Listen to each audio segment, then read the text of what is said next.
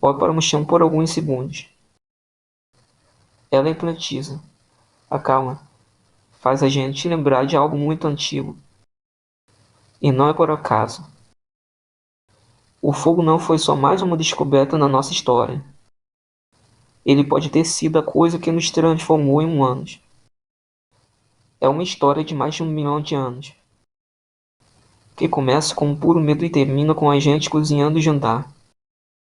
Prepara para olhar aquelas chamas de um jeito totalmente diferente.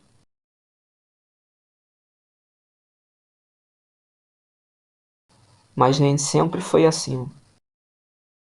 Por milhões de anos, o fogo foi puro terror. Uma força da natureza que destruía tudo pelo frente. Quando um incêndio começava, só havia uma reação possível. Correr. Pensa no que é um incêndio para um animal.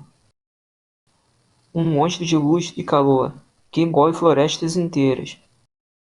Todo bicho foge dele, por puro instinto de sobrevivência.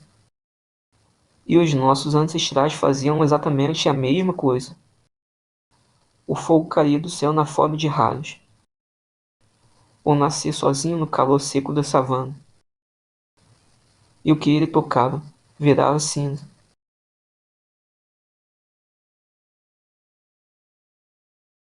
A gente imagina que o fogo servia para duas coisas simples: espantar o frio da noite e manter os predadores longe. E é verdade, ele fazia isso muito bem. Mas essa é só a parte pequena da história. O fogo fez algo muito maior com a gente. Algo que mudou nosso corpo por dentro. O calor do fogo mantinha o grupo vivo nas noites geladas. E a luz dele assustava os predadores que caçavam no escuro. Nenhum leão colhendo queria chegar perto daquelas chamas. Só que reduzir o fogo a esse é perder o mais importante. Durante muito tempo, foi só isso que a gente enxergou nele.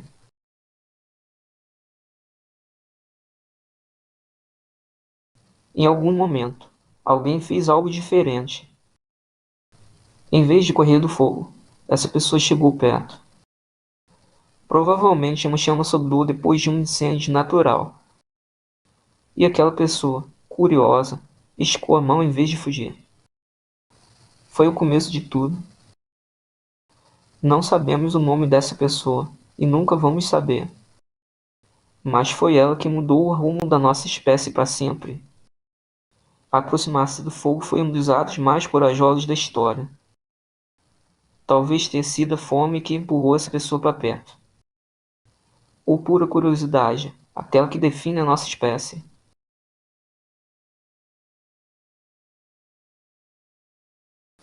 No início, ninguém sabia que era fogo. Então faziam a única coisa possível: roubavam da natureza. Pegavam a chama de um incêndio e carregavam com cuidado. Um graveto aceso era um tesouro que não podia apagar. Imagina a responsabilidade de carregar aquilo. Proteger a chama do vento e da chuva durante dias inteiros. A evidência mais antiga e aceita disso é impressionante. Numa caverna na África do Sul, chamada Mondebete, há sinais de fogo. Ossos queimados e cinzas com cerca de 1 milhão de anos.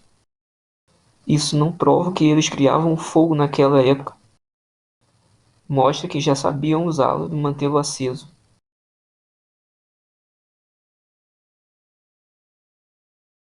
De volta ao abrigo, o fogo virava o centro de tudo. Precisava ser alimentado dia e noite, sem parar. Alguém sempre cuidava, soprando os braços para não morrer. Deixar o fogo apagar podia significar a morte de todo o grupo. O fogo deixou de ser um visitante e virou um morador. Uma presença constante no centro do abrigo, sempre acesa. E cuidar dele virou uma das tarefas mais importantes do grupo.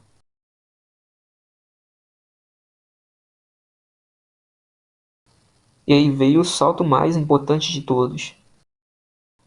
Em vez de só roubar o fogo, o ser humano aprendeu a criar, girando um graveto na madeira, com força e paciência, até soltar uma faísca. Pela primeira vez, a gente não dependia mais da sorte.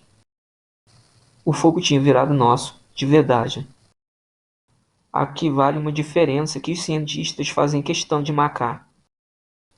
Uma coisa é usar o fogo que a natureza te deu.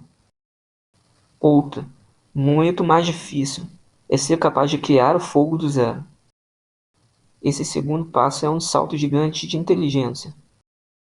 Significa entender o fogo bem o suficiente para fabricar um. É a diferença entre depender da natureza e dominar a natureza.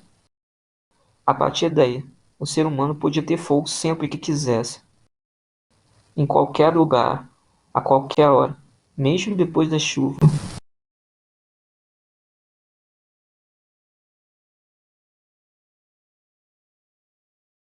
Com o fogo sob controle, veio a maior descoberta de todas.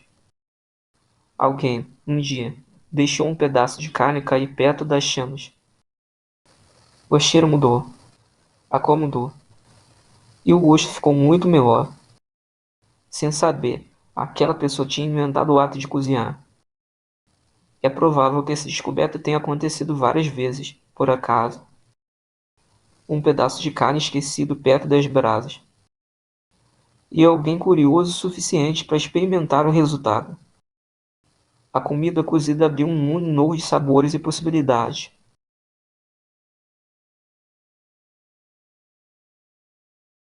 E cozinhar não deixou a comida só mais gostosa.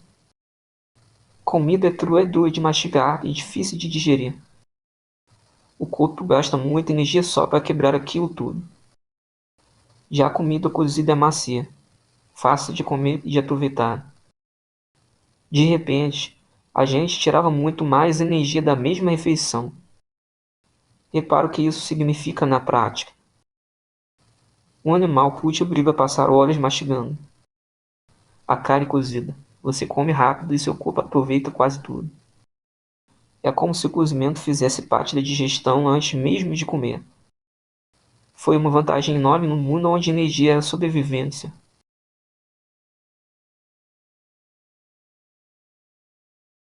E aqui está a parte mais impressionante de toda essa história. O cérebro humano gasta uma quantidade enorme de energia. Ele é caríssimo para o corpo manter funcionando. Muitos cientistas acreditam que foi a comida cozida que pagou essa conta. A energia extra do cozimento pode ter alimentado o crescimento do nosso cérebro. O nome mais ligado a essa ideia é o do pesquisador Richard Orangon. Ele propôs o que ficou conhecido como a hipótese do cozimento. Junto com o cérebro crescendo, outra coisa aconteceu no corpo. Os dentes e o intestino dos nossos ancestrais foram ficando menores. Sinal de que a comida tinha ficado bem mais fácil de processar. É uma hipótese debatida, mas poderosa, e explica muita coisa sobre nós. Pensa bem no que isso quer dizer. O que você come afeta diretamente o tamanho do seu cérebro. E foi o domínio do fogo que colocou comida melhor no nosso prato.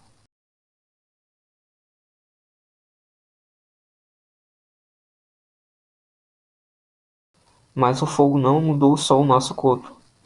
Mudou também a nossa vida. Antes, quando o sol se punha, o mundo virava escuridão total. A fogueira criou algo novo. Um tempo de luz depois do anoitecer. E em volta dela, as pessoas começaram a se reunir. A conversar, a rir, a contar histórias.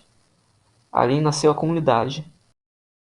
Esse detalhe é fácil de subestimar hoje, com luz elétrica em tudo. Mas por quase toda a história, a noite era um muro preto. Sem enxergar nada, não dava para fazer quase nada depois do pôr do sol. A fogueira quebrou esse muro pela primeira vez. Ela deu horas de convívio que antes simplesmente não existiam. É por isso que a fogueira aparece em tantas culturas antigas. Ela não era só uma fonte de calor, era um ponto de encontro. O primeiro lugar do mundo onde as pessoas paravam para ficar juntas.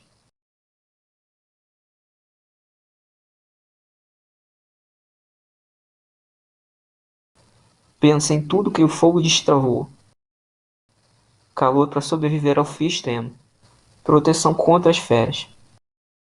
Comida melhor, que alimentou um cérebro maior, e um lugar para a vida em grupo florescer, toda noite. Poucas coisas na história fizeram tanto por nós. Não é exagero dizer que o fogo é uma das bases da civilização. Ele está por trás de quase tudo que veio depois. Da comida à segurança, da união do grupo até o tamanho do cérebro. Tudo isso a partir de uma única chama bem guardada.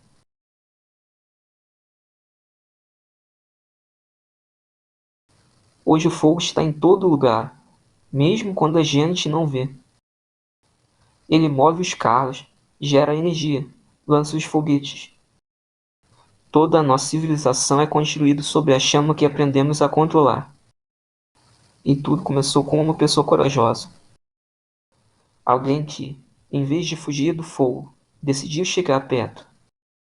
Se você gostou dessa história, deixe o like, se inscreve e até a próxima.